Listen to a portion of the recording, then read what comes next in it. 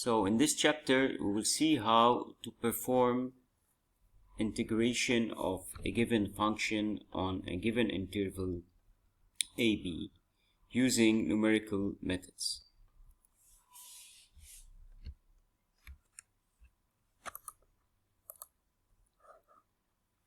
So in many physical problem we have to perform an integral of a given function on an interval AB. So we'll consider the case where f of x is continuously derivable on the interval AB, such as the derivative is bounded.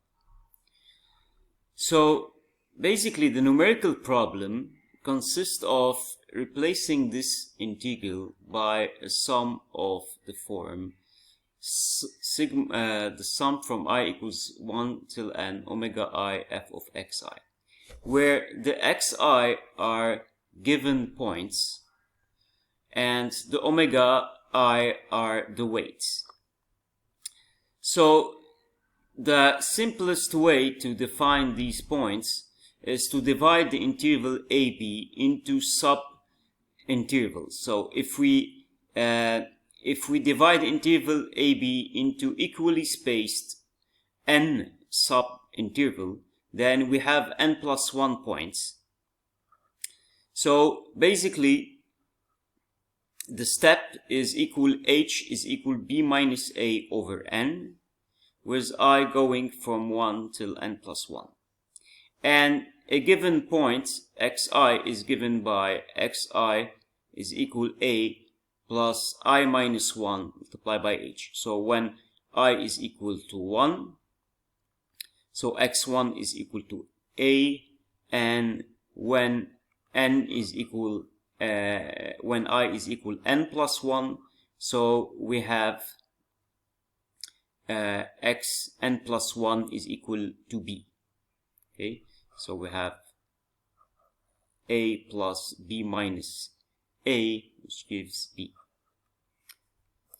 Alright, so the most basic method that we can, numerical method that is used for integration is the rectangles method. So the rectangle method approximates the integral as a sum of rectangle.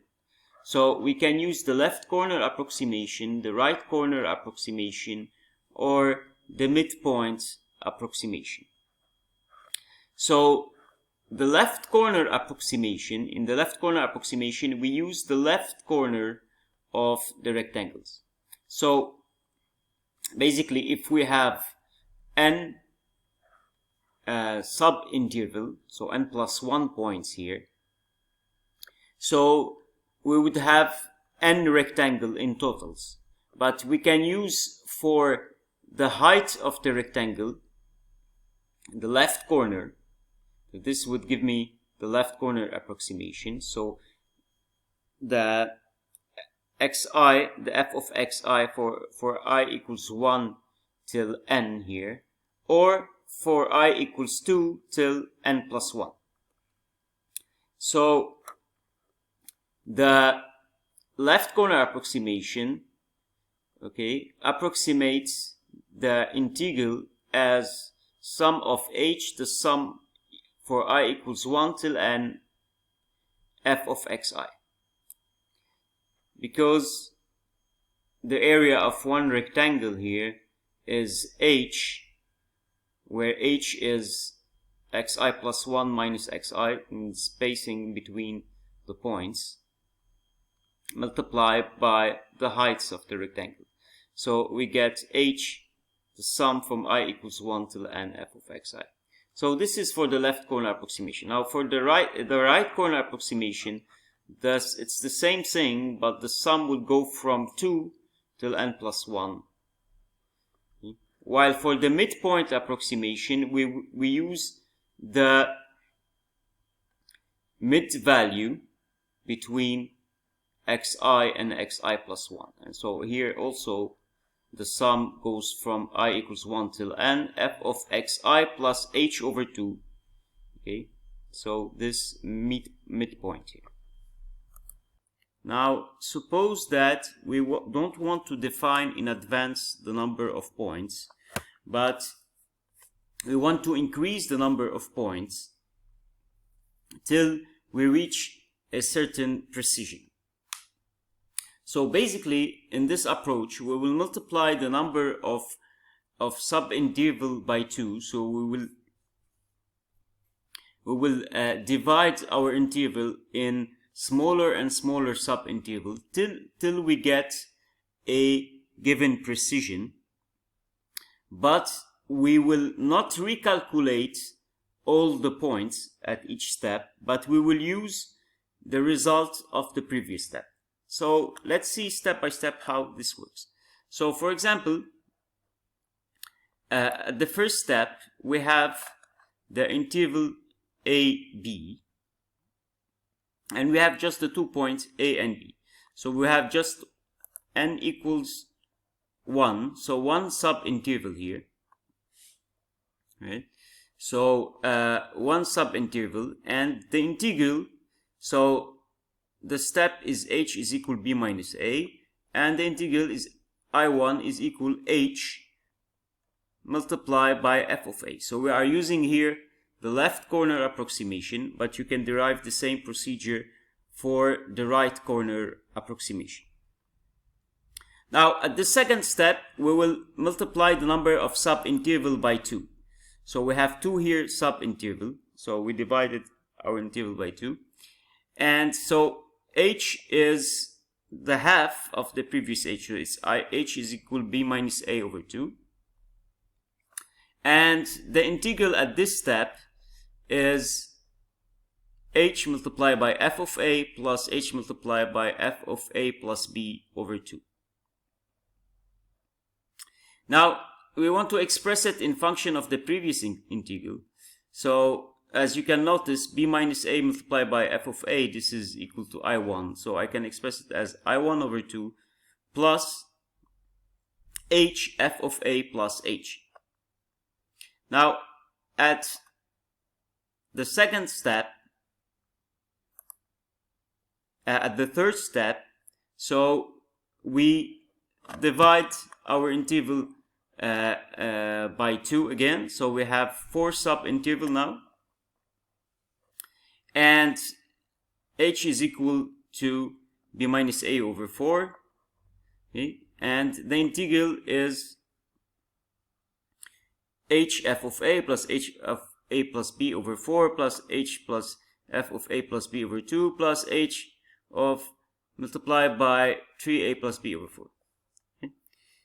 And now if I look at this expression, I can see that f of a plus f of a plus b over 2 multiplied by b minus a over 4, this is the half of the previous integral. So this is I2 over 2 plus the sum for k equals 1 till 2, h of f of a plus 2k minus 1h, which gives me f of a plus h and f of a plus 3h. Okay. Now, in the same procedure, we can develop a general formula for the integral at any step n in function of the integral at previous step n minus 1. So at the step n, you divide the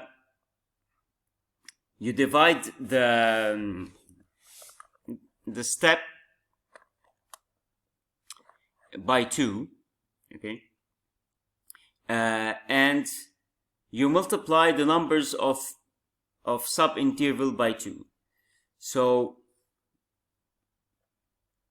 and you can express in is equal in minus 1 over 2 plus hn, where hn is the spacing, okay, at the step n, okay, multiplied by the sum of f of a plus 2k minus 1 hn. Okay, so all the odd term here, okay, with k equals 1 till n over 2. So we have to sum on all the odd term, because the even term have been already calculated, as you can see here. Okay, so we have to sum on all the old term, because this is the remaining part, okay, that is not included in this previous integral. So in this way we can increase the numbers, the number of intervals, of subintervals, till we get a given precision. This means till in doesn't differ from in minus 1, okay, up to a precision epsilon. So let's look at the flowchart for this program, if you want to write the program. So we start by defining a, b, so the boundaries of the interval, epsilon, which is the precision. For example, epsilon is equal to 10 minus 3, epsilon is equal to 10 minus 6, etc. And the function f. So, and then we start by h is equal b minus a, I is equal hf of a. So this is the integral corresponding to the first step. And then the second step, h is equal h over 2. So we divide the spacing by 2, and we express I1 is equal I over 2 plus hf of a plus b over 2. So this is step 1, step 2, and here the number of subinterval is equal to 2. Now we will use a while loop, and we will increase the number of subinterval, multiply the number of subinterval by 2, till I1 minus I doesn't differ, is not superior or equal to epsilon. I mean that when I1 minus I becomes inferior to epsilon, then I print the value for the integral. So, like I said, I here represent the in minus 1, okay, the previous step, and I1 here represents the new step, the in plus 1. So we start by saving the old value for the previous value for the integral. So I equals I1, okay, and then I divide h by 2. So h is equal h over 2,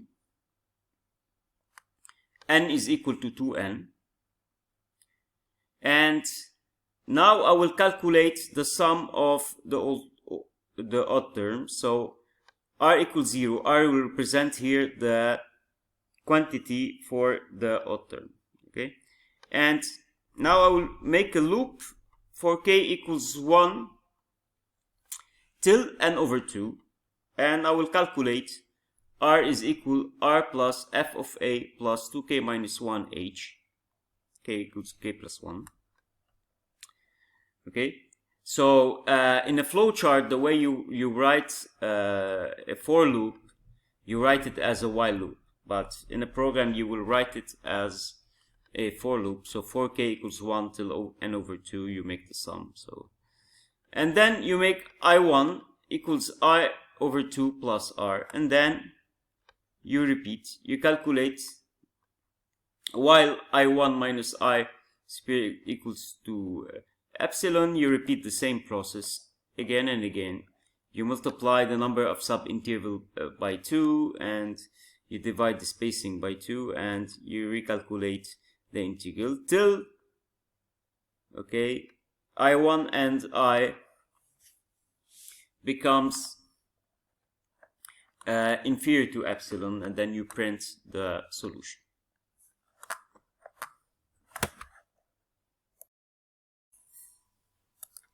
So here is the program for the rectangle method.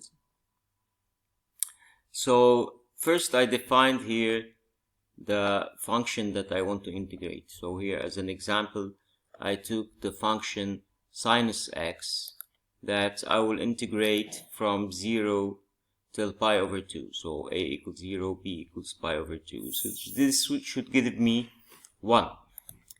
So for the precision epsilon, I will take 10 minus 6. So 1e minus 6 in MATLAB. And now for the first step, h is equal b minus a, I is equal hf of a. The second step, h is equal h over 2, I1 is equal I over 2 plus h f of a plus b over 2. So, and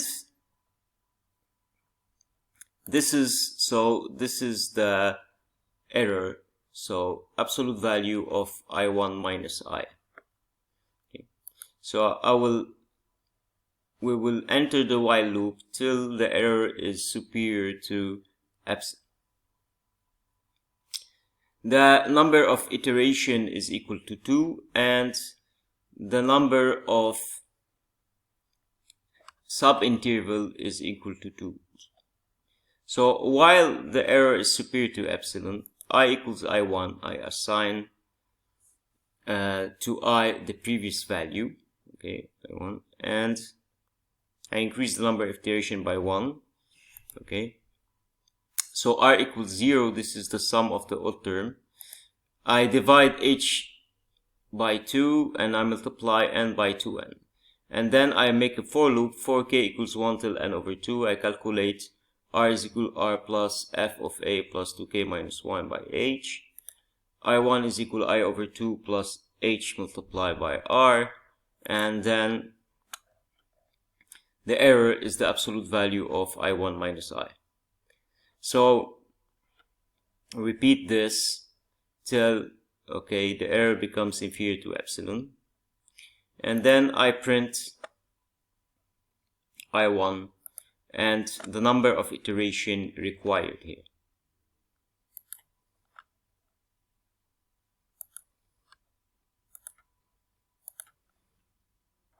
So we get here for the error something inferior to 10 minus 6, of course. I1 equals 1, as you can see. And the number of iteration required here is 21 iterations.